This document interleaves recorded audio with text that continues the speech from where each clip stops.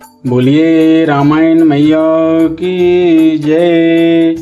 सियावर रामचंद्र जी की जय।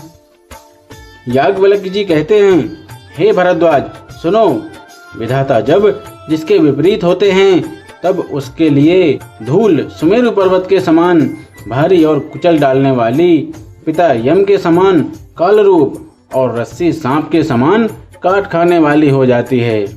हे मुनि सुनो, समय पाकर वही राजा परिवार सहित रावण नामक राक्षस हुआ।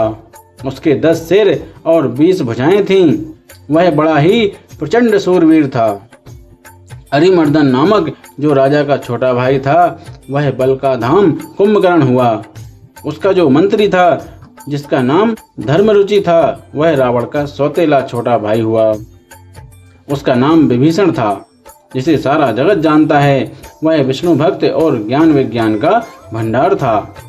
और जो राजा के पुत्र और सेवक थे, वे सभी बड़े भयानक राक्षस हुए। वे सब अनेकों जाति के मनमाना रूप धारण करने वाले, दुष्ट, कुटिल, भयंकर, विवेक रहित, निर्दयी, हिंसक, पापी और संसार भर को दुख देने वाले हुए। उनका वर्णन नहीं हो सकता। यद्यपि वे पुलस्त्य ऋषि के पवित्र, निर्मल और अनुपम कुल में उत्पन्न हुए, तथापि ब्राह्मणों के शाप के कारण वे सब पाप रूप हुए। तीनों भाइयों ने अनेकों प्रकार की बड़ी कठिन तपस्या की, जिसका वर्णन नहीं हो सकता। उनका उग्र तप देखकर ब्रह्मा जी उनके पास गए और बोले, हे तात, मैं प्रसन्न हूँ, वर मांगो। रावण ने विनय करके और चरण पकड़कर कहा, हे जगदीश्वर सुनिए, वानर और मनुष्य इन 2 जातियों को छोड़कर हम और किसी के मारे ना मरें, यह वर दीजिए। शिव जी कहते हैं कि मैंने और ब्रह्मा ने मिलकर उसे वर दिया कि ऐसा ही हो। तुमने बड़ा तप किया है। फिर ब्रह्मा जी कुंभकर्ण के पास गए। उसे देखकर उनके मन में बड़ा आश्चर्य हुआ। जो यह दुष्ट नित्य आहार करेगा तो सारा संसार ही उजाड़ देगा। ऐसा विचार कर ब्रह्मा जी ने सरस्वती जी को प्रेरणा करके उसकी बुद्धि फेर दी, जिससे उसने 6 महीने की नींद मांगी। फिर ब्रह्मा जी विभीषण के पास गए और बोले, हे पुत्र, वर मांगो। उसने भगवान के चरण कमलों में निर्मल, निष्काम और अनन्य प्रेम मांगा। उनको वर देकर ब्रह्मा जी चले गए और वे तीनों भाई हर्षित होकर अपने घर लौट आए। मय दानव की मंदोदरी नाम की कन्या परम सुंदरी और स्त्रियों में शिरोमणि थी। मय ने उसे लाकर रावण को दिया। उसने जान लिया था कि यह राक्षसों का राजा होगा। अच्छी स्त्री पाकर रावण प्रसन्न हुआ और फिर उसने जाकर दोनों भाइयों का विवाह कर दिया। समुद्र के बीच में त्रिकूट नामक पर्वत पर ब्रह्मा का बनाया हुआ एक बड़ा भारी किला था। महान मायावी और निपुण कारीगर मय दानव ने उसको फिर से सजा दिया। उसमें मणियों से जड़े हुए सोने के अनगिनत महल थे। जैसी नागकुल की रहने की पाताल लोक में भोगावतीपुरी है और इंद्र के रहने की स्वर्गलोक में अमरावतीपुरी है, उनसे भी अधिक सुंदर और बांका वह दुर्ग था। जगत में उसका नाम लंका प्रसिद्ध हुआ। उसे चारों ओर से समुद्र की अत्यंत गहरी खाई घेरे हुए है। उस दुर्ग के मणियों से जड़ा हुआ सोने का मजबूत परकोटा है, जिसकी कारीगरी का वर्णन नहीं किया जा सकता।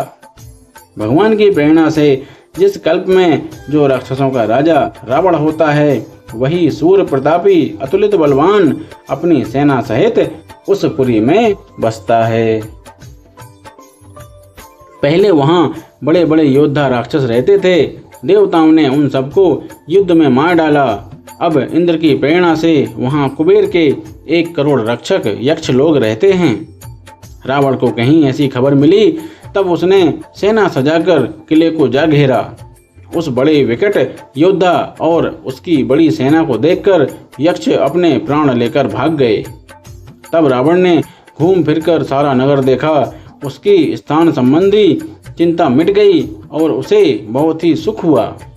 उस पुरी को स्वाभाविक ही सुंदर और बाहर वालों के लिए दुर्गम अनुमान करके रावण ने वहां अपनी राजधानी कायम की। योग्यता के अनुसार घरों को बांटकर रावण ने सब राक्षसों को सुखी कर दिया।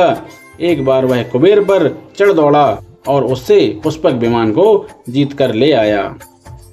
फिर उसने जाकर एक बार खिलवाड़ में ही कैलाश पर्वत को उठा लिया और मानो अपनी भुजाओं का बल तौलकर बहुत सुख पाकर वह वहां से चला आया। सुख, संपत्ति, पुत्र, सेना, सहायक, जय, प्रताप, बल, बुद्धि और बड़ाई, ये सब उसके नित्य नए वैसे ही बढ़ते जाते थे जैसे प्रत्येक लाभ पर लोभ बढ़ता रहता है। अत्यंत बलवान कुंभकर्ण सा उसका भाई था, जिसके जोड़ का योद्धा जगत में पैदा ही नहीं हुआ। वह मदिरा पीकर 6 महीने सोया करता था। उसके जागते ही तीनों लोकों में तहलका मच जाता था। यदि वह प्रतिदिन भोजन करता तब तो संपूर्ण विश्व शीघ्र ही चौपट खाली हो जाता। रणधीर ऐसा था कि जिसका वर्णन नहीं किया जा सकता। लंका में उसके ऐसे असंख्य बलवान वीर थे। मेघनाद रावण का बड़ा लड़का था, जिसका जगत के योद्धाओं में पहला नंबर था। रण में कोई भी उसका सामना नहीं कर सकता था। स्वर्ग में तो उसके भय से नित्य भगदड़ मची रहती थी। इनके अतिरिक्त दुर्गम, अकंपन, वज्रदंत, धूमकेतु और अतिकाय आदि ऐसे अनेक योद्धा थे जो अकेले ही सारे जगत को जीत सकते थे।